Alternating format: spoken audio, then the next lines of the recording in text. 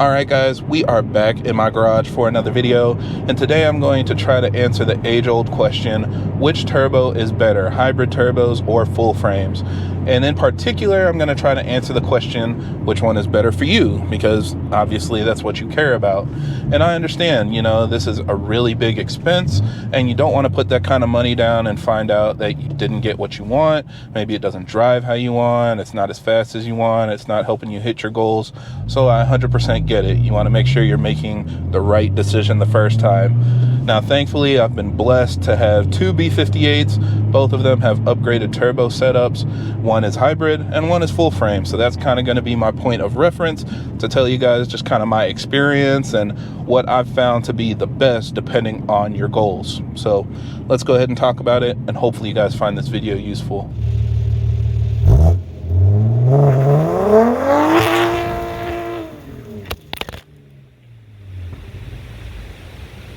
Now, as always, for everybody that's new to the channel, I create these videos to help keep you updated on the latest developments in our community, as well as discuss technical topics so that we have a better understanding of how our engines work. So if you're interested in more videos like that, be sure to subscribe because there will be a lot more coming out in the future. So first up, let's talk about the different types of turbos just to make sure we're all on the same page. So hybrid turbos historically were stock turbos that were modified to perform like a full frame turbo. So that's kind of where the name came from. It's half stock, half aftermarket to create this hybrid setup. So you would take a stock turbo, bore it out, put a bigger turbo wheel inside of it, and that would allow it to suck in more air, move the peak horsepower up higher in the RPM, and it would make more power. I think probably one of the most popular ones that were doing this on the BMW platforms were pure turbos. So they would basically charge you a cost, and then when you ship them back your stock turbo, they'd refund you a little bit of money and use that as a core to make the next person's turbo. Now that's not as common just because so many people don't want to do that. So more and more companies are getting brand new castings, brand new turbo designs, and then mounting them in the same location. So that way it at least works with all of your hardware that worked with the stock turbo, but it's a completely brand new unit from the ground up without modifying a stock turbo. I'm a fan of this just because, it's cheaper, it's easier, you get to keep your stock turbo so you're not worried about sending it back to different companies. But of course that creates a lot of, heartburn over me calling it a hybrid turbo. I get it. I know technically it's not a hybrid like we've called it in the past, but because they're all kind of the same family of turbos, I call them hybrid turbos. So go ahead, get it out of your system, yell at me, get mad, whatever, and then we can move on. Now, some of the more popular companies are Pure Turbos, which now they do make their own brand new cast units. Dynamic AutoWorks is a more common company now. They've been making B58 turbos for a while, and that's actually what I have on this car. And then another really popular one is Turbo Systems. It's not very popular in the United States for some reason, but a lot of people over in Europe and other countries use Turbo Systems with great luck. There are going to be much more companies coming out, especially as the B58 increases in popularity. But yeah, those are probably the main three that I hear about. Now, as far as my car specifically, this is a BMW 340i, and it is a ZF 8-speed automatic transmission car with rear-wheel drive. And I am running a Dynamic AutoWorks UltraFlow X turbo. So it is their entry-level turbo currently, and it is tuned to around 640 wheel horsepower. The way I'm able to achieve that is using port injection along with a high pressure fuel pump and low pressure fuel pump upgrade on full E85. But it is, I guess you could say, a conservative tune because I have the stock engine and the stock transmission just running XHP to handle the extra torque. Now, on the other hand, there are full frame turbos, and full frame turbos are just turbo companies that just make turbos. They don't care about what the platform it is that it's going on. It doesn't have to fit any specific engine or setup. They just make turbos that you can bolt on, and it's rated for a certain amount of horsepower. And they're constantly, coming out with new revisions of their turbos to make it more and more efficient, make smaller turbos, make bigger horsepower, and that's just kind of the game that they chase. Now, the good news is these turbos are readily available at all times, so you don't have to wait for somebody to develop one for your specific car.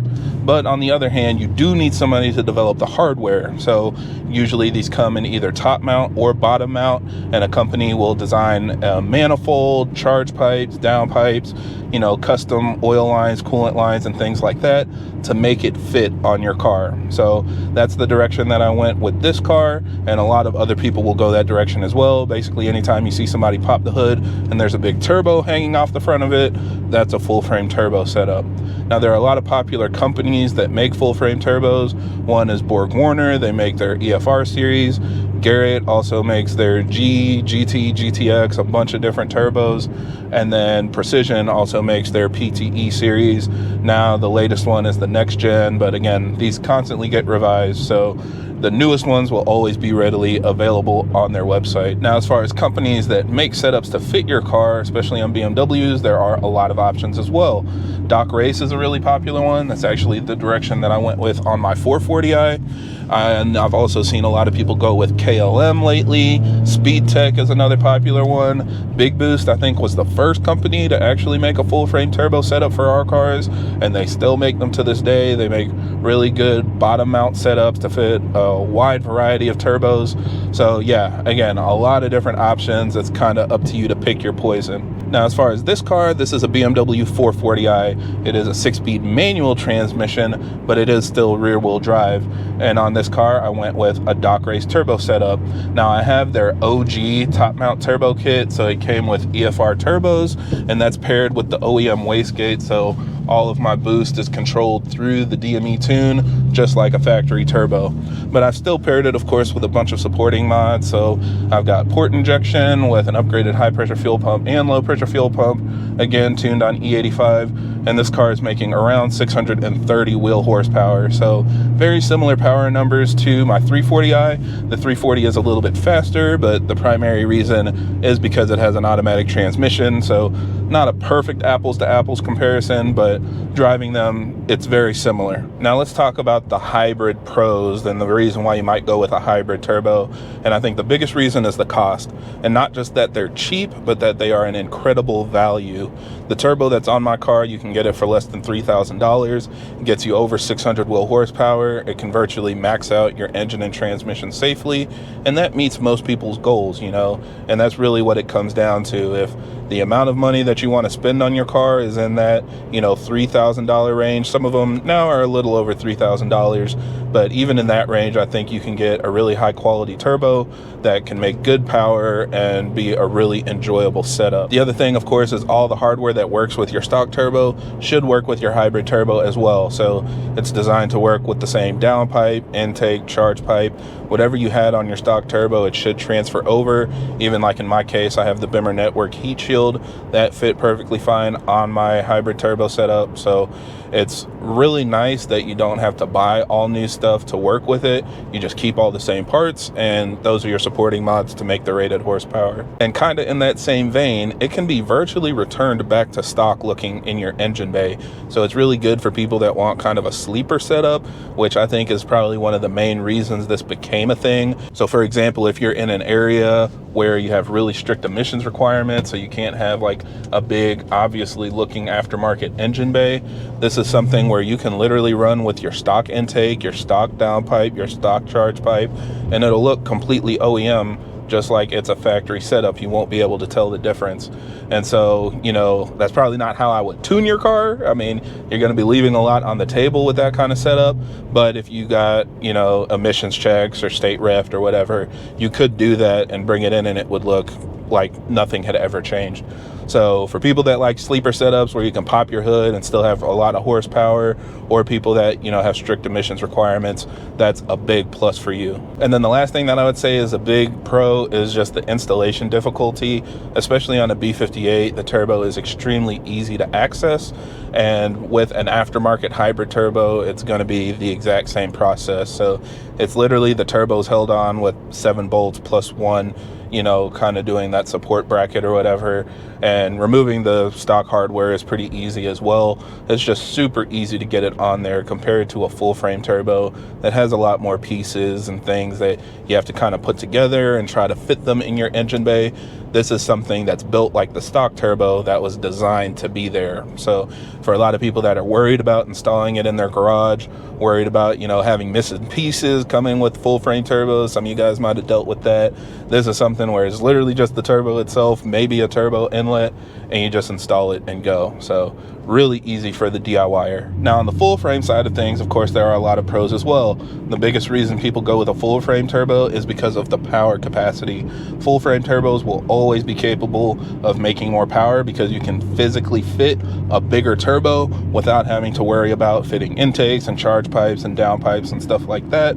It does get a lot more challenging with bottom mount kits, so that's why you start seeing a lot more top mount turbo setups, because there's a lot of space above the engine and in that area of the engine bay to fit a bigger turbo. So that's probably the biggest reason why people go that route, is just for fitment and clearance to get the power that they're looking for. And there are plenty of top mount turbo setups out there making 1,000, 1,400, 1,500 plus wheel horsepower, and really, as long as you've got the airflow to support it and the turbo to make the power, whatever you want, you're capable of. The other thing is just the ease of maintenance and upgrading, which, you know, it's not necessarily cheap, but it is much easier to work on, especially with a top mount turbo kit like what I have.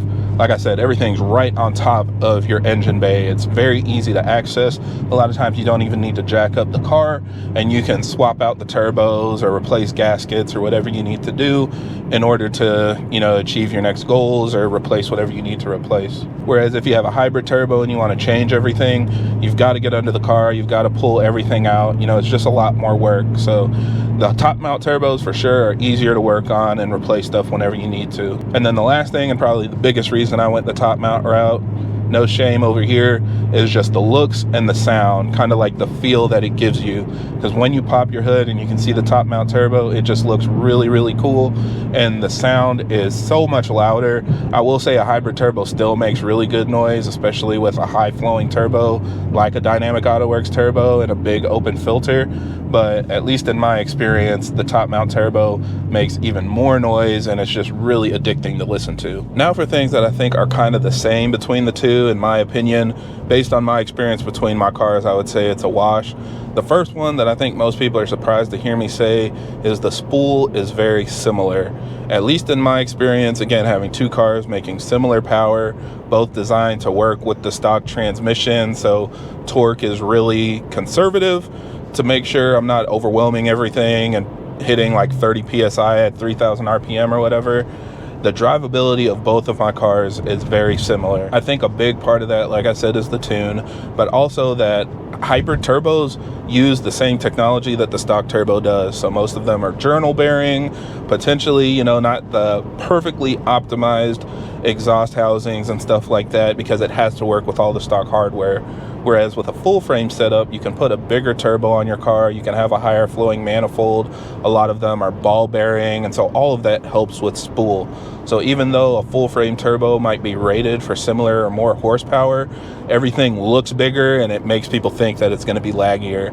But at least in my experience, both of them spool pretty similarly. Once you get past, you know, the range where boost comes in easily, they both drive the same. The other thing is reliability, which again, in my personal experience, I've had issues with both setups. With a full frame setup, typically you have more areas where it can fail, but for me, I haven't really had a whole lot of issues. I had one problem with my Dynamic AutoWorks turbo that we fixed, as well as an issue with my Dock Race turbo setup that I fixed. So, you know, it's kind of just hit or miss for you guys. A lot of people that have a turbo will tell you it's the best thing in the world and they've never had any problems, but I've seen issues on both sides. So I would say reliability is generally good for both, but it is possible to have an issue with both. So overall, I would say, you know, both turbos kind of have their place. I think, you know, the biggest thing that you need to focus on is your budget as well as your goals, because if you want a certain amount of power or a certain quarter mile time or something like that, that'll kind of dictate if a hybrid turbo will limit hitting your goals.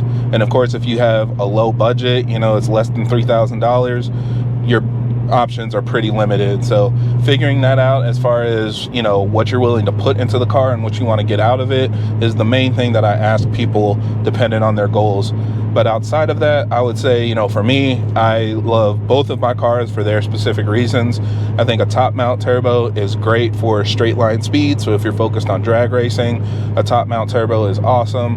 And also, of course, for a show car, you know, something that's more of like a passion build like this, I think a top mount turbo is kind of one of those one and done things where you've got it set up, it looks how you want, sounds how you want, performs how you want, and you can just kind of enjoy it. Now, on the other hand, I think a hybrid is great for people that just want, you know, a good daily driver.